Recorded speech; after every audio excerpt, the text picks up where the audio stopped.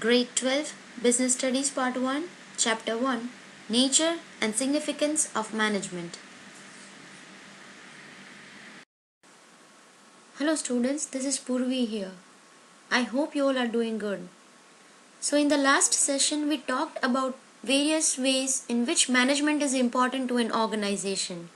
In this session we shall talk about nature of management. So let's proceed. Now, the earliest management practices were a set of rules and regulations that were framed on the basis of various experiences of governmental as well as commercial activities. Then, the development of trade and commerce gradually led to the development of various principles and practices of the management. So today, the term management has several different connotations that highlight the different aspects of its nature. So in order to understand the true nature of management, we need to consider it as an art, as a science, and as a profession. Let us find out how management can be an art, a science, and a profession. So before we examine management as an art, let us discuss about what is an art. Now, the definition of art says it is the skillful and personal application of existing knowledge to achieve desired results. It can be acquired through studies, observation and experience. Take an example of cooking. Now, how to cook food is about acquiring knowledge, but the style of cooking food is about an art. Likewise, management is based on various principles and practices, but its flexibility is about an art. And since art is concerned with personal application of knowledge, some kind of ingenuity and creativity is required to practice the basic principles learned. So for that, we need to understand the basic features of art, which are art, existence of theoretical knowledge.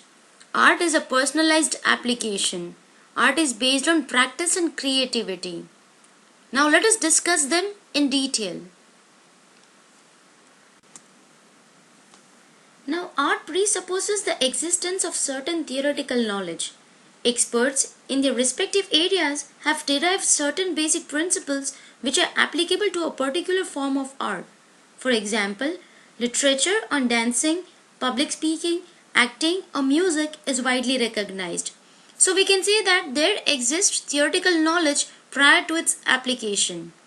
Now, talking about personalized application, we can say that the use of the basic theoretical knowledge varies from a person to person. Therefore, we can say that art is a very personalized concept. Say for example, to dancers or to speakers or to actors will always differ in demonstrating their art. What they would present would be based on theoretical knowledge, but it would always have their own personalized touch or style. Also, we know that the art is done practically. It involves creative practice of existing theoretical knowledge and application of its principles, which can be improvised with constant practice, creativity and imagination. Say for example, we know that all music is based on 7 basic notes, but what makes the composition of a musician unique is his use of these notes in a creative manner that is entirely based on his own interpretation. Now let us look at the various reasons on the basis of which we can say that management is an art. As we know that a successful manager practices the art of management in his day-to-day job of managing an enterprise, which is based on his studies, observations and experiences. To do so, a manager has to specialize in various areas of management like marketing, finance and human resources, for which an abundant amount of literature is available. So, there exists theoretical knowledge which when used creatively provides solutions for complex problems, makes resources productive and profitable. So, because of all these reasons, we can conclude that management is an art. So that was all about management as an art. Now let's talk a little about management as a science. When it comes to science, we can say that it is a systemized body of knowledge that establishes a cause and effect relationship, and all its principles are based on observations and experimentation. This can be further understood by studying its basic features like systemized body of knowledge, principles based on experimentation, and universal validity. So let's study them in detail. Systemized body of knowledge, which consists of knowledge of principles and theories based on cause and effect relationship. Principles based on knowledge, which means that scientific principles are formed on the basis of observation and experimentation.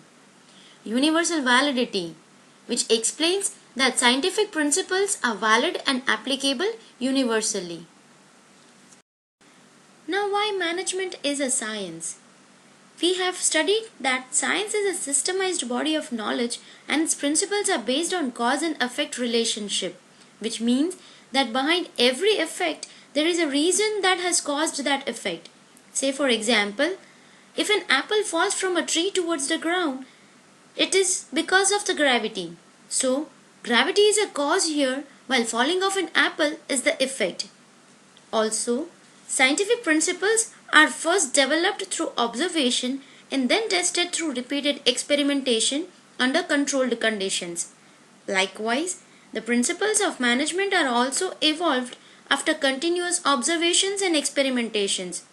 Apart from this, scientific principles have universal validity and application, which means the principles of science and their application remains the same throughout the world.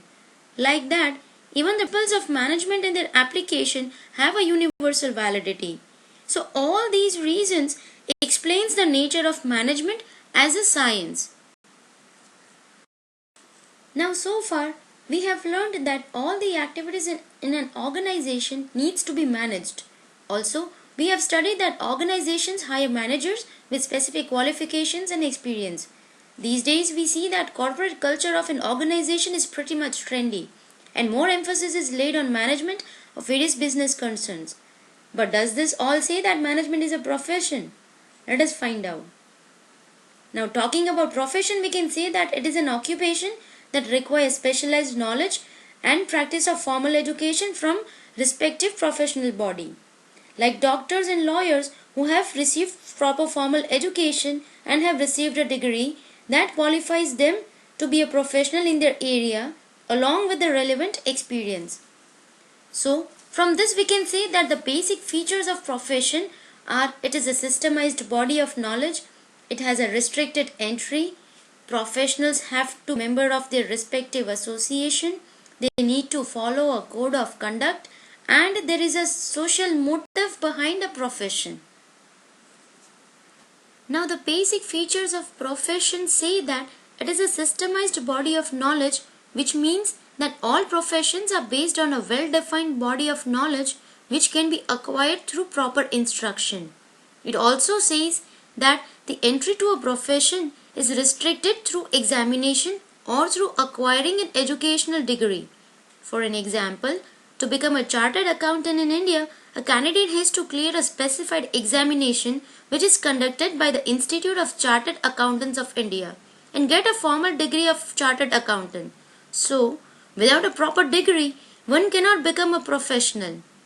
Also, all professionals are members of a professional association which regulates entry, grants certificate of practice and formulates and enforces a code of conduct. To be able to practice in India, lawyers have to become members of Bar Council which regulates and controls their activities. Also, all professions are bound by code of conduct which guides the behavior of its members. All doctors, for an example, take the oath of ethical practice at the time they enter the profession.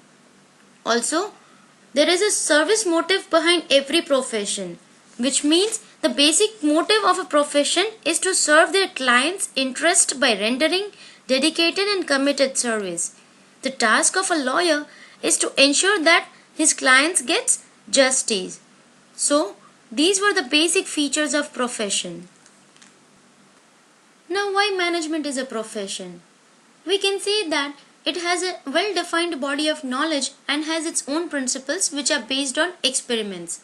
Also, like profession, these days more and more people are appointed as managers who possess management degrees like from well-renowned institutes like Indian Institute of Management. Moreover, they need to be the member of All India Management Association. Also, if the business carries out practices ethically, then it is able to develop a good management team which ultimately provides good quality products and services, which ultimately leads to all managers directly or indirectly work for the development of the society. So all these combined reasons make management a profession.